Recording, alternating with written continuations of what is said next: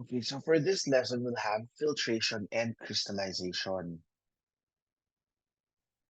First, in both crystallization and filtration, it's important to know what solubility is because especially when you're doing crystallization. Also, this is might be present in evaporation. The concept of solubility because crystals can be dissolved in liquids or in their solvent. What you will notice is that, as I have mentioned earlier, the as the temperature is increased, the amount of dissolved sodium bicarbonate, for example, in 100 grams of water is increasing. So that means there's more capability to dissolve at higher temperatures. So in the solution, you'll notice it's a bit lower because this one is already solution. This is solute plus water. So you can see in 100 grams of water, it's the red. And then in 100 grams of solution, of the sodium bicarbonate solution, it's the blue. It's a bit lower. So solubility, as defined, is the maximum amount of solute that can be dissolved in a given amount of solvent at any given time, right? So what are the types of solution? I believe you've already taken this up in your basic chemistry. They are the unsaturated solution, wherein a solution contains less than the maximum amount of solute dissolved in a given amount of solvent at any given time. For example, you have 30 grams of sodium chloride. You're also given 100 grams of water. It says here that at 20 degrees Celsius, the maximum amount of sodium chloride that will dissolve in 100 grams of water is 36. So that means if you mix the two, you will end up with what you call an unsaturated solution. Okay? So meaning it can still dissolve more solute particles. Now, the other one is what you call a saturated solution. A saturated solution is a solution that contains maximum amount or the maximum amount of solute dissolved in a given amount of solvent at any given time. Just like the previous example, here I'll be giving 36 as opposed to 30.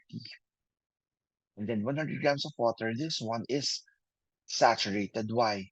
Because at 20 degrees, if you're operating at 20 degrees, the maximum amount of sodium chloride that will dissolve is 36 in 100 grams of water.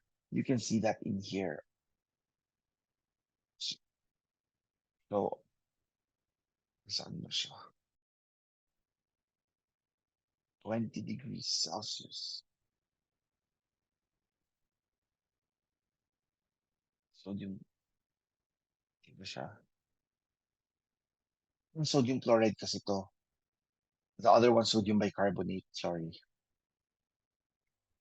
And then, look at what happens. For example,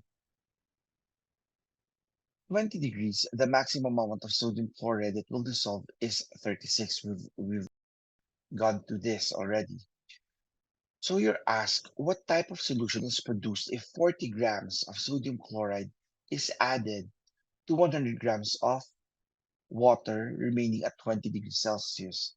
So 40 grams and then 100 grams. So you will say that this one will be supersaturated, right? We say it contains more solute particles than what it can dissolve. But let's see. Since only 36 grams of sodium chloride will dissolve in 100 grams of water at 20 degrees Celsius, 4 grams of the sodium chloride remains undissolved. Therefore, the remaining solution here is what we call still saturated. Hindi siya super saturated. Okay? So, ano ba yung supersaturated? Yun. The supersaturated solution is a solution that contains more than the maximum amount of solvent dissolved in a given amount of solvent at a given temperature. So, guys, how does this happen? If it can only dissolve 36 grams, that means no matter how much you try mixing it, it will not dissolve the 4 grams. So I'll explain it here.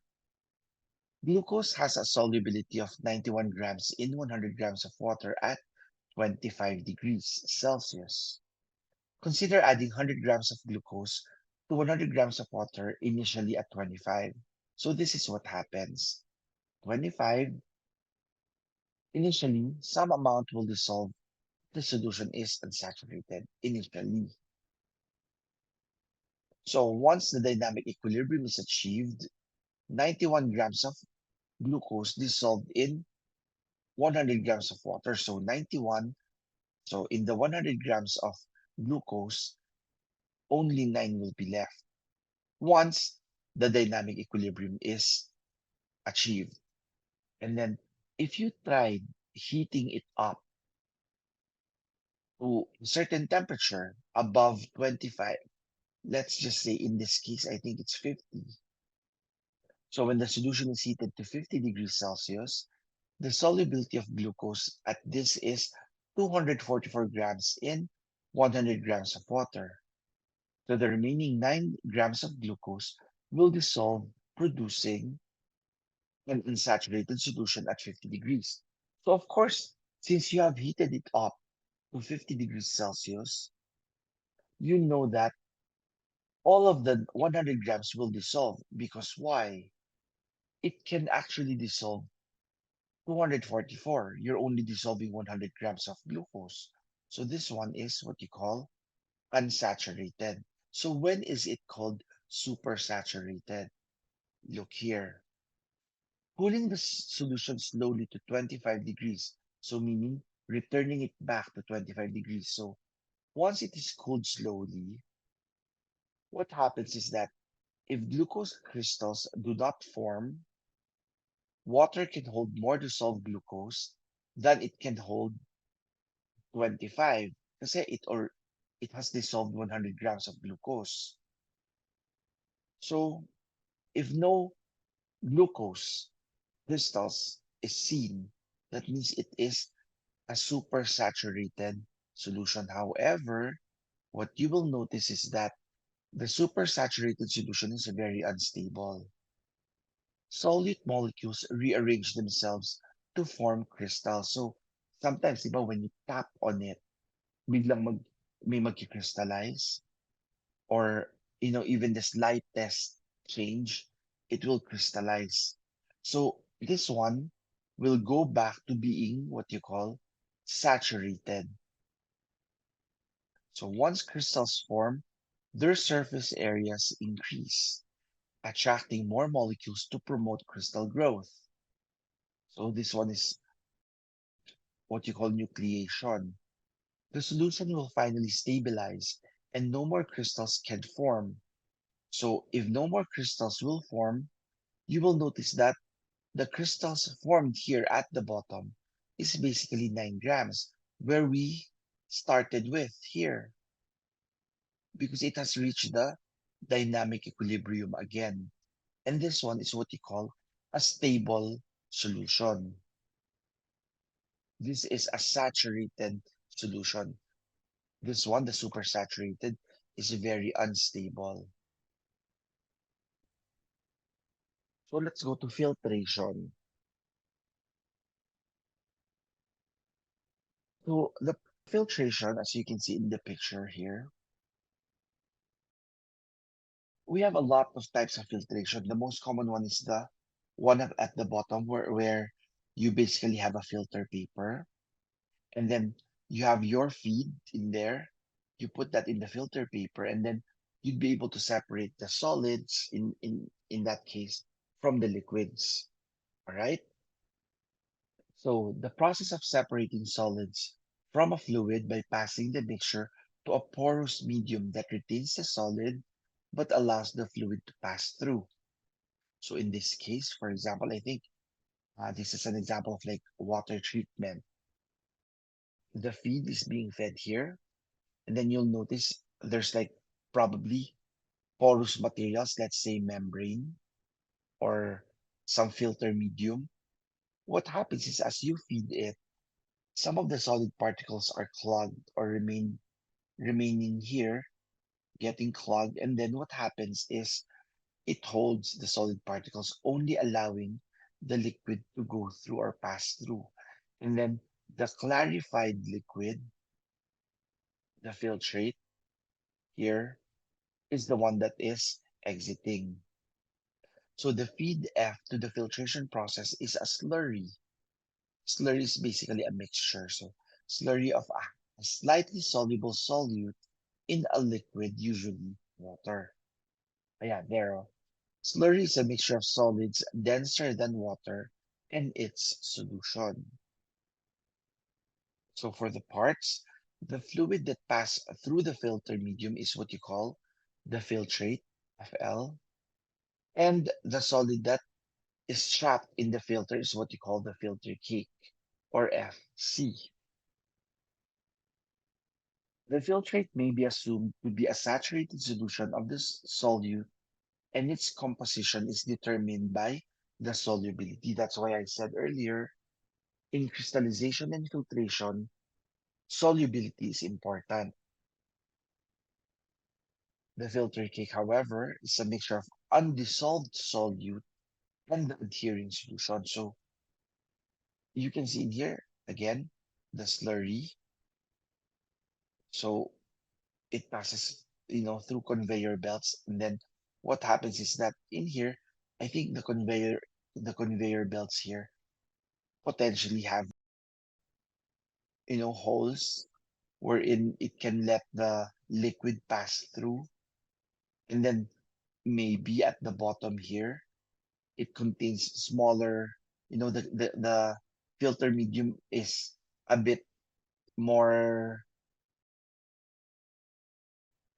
like on top, the holes are much bigger, and then at the bottom the holes are much smaller. That's why there's a pile up in here, as you can see, and then it allows liquid to pass through. So eventually you can end up having the filter kit. If it's just a conveyor belt, potentially baka it has the same, it might have the same, holes, the size of holes across. So it just allows the liquid to pass through, and then all the cake can be obtained at the end. So here, going back, filter cake is a mixture of undissolved solute S and adhering solution A. The adhering solution has the same composition as the filtrate and therefore may be assumed to be a saturated solution. So here, let's go. You have the filtration process. In here, the filter press. You have the feed or the slurry, and then the cake and the filtrate. So here, the mass fractions are of the solute and solvent, typically water. And then here, you have what you call the adhering solution and the undissolved solute. And then here, the filtrate, typically this one, is expressed in amounts of solute dissolved per amount of solvent. So this one typically given as solubility. So the overall material balance is F is equal to Fc plus Fl. And then you have the solute balances. What I would like you to focus on is this. The solute in F, so that's X solute in F times F is equal to the solute in the filtrate. So look at this. D is the grams of solute dissolved in grams of solvent. So filtrate, take note, is solution, right? So that means D plus W is a solution. Here, this is your filtrate. That's the solution. So solution and solution, they can cancel out, right? Now, solute in the adhering solution in FC. So this is, look at this. What is D plus W? Isn't it that this one is the amount of solute in in the solution, right? Times ito, times FC kasi adhering the crystal eh. Or sorry, not crystal. In this case, cake. The adhering solution, it's this one. So this is due to adhering solution. A na lang.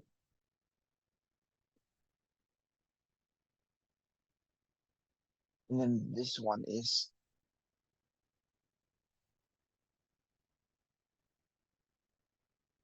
due to S. So here, kasi di ba, what happens is, dito sa filter cake mo, meron kang solute, right? And then, meron ka ring adhering solution. So what happens is that in the filter cake, look, A plus A, what is A? A is the adhering solution.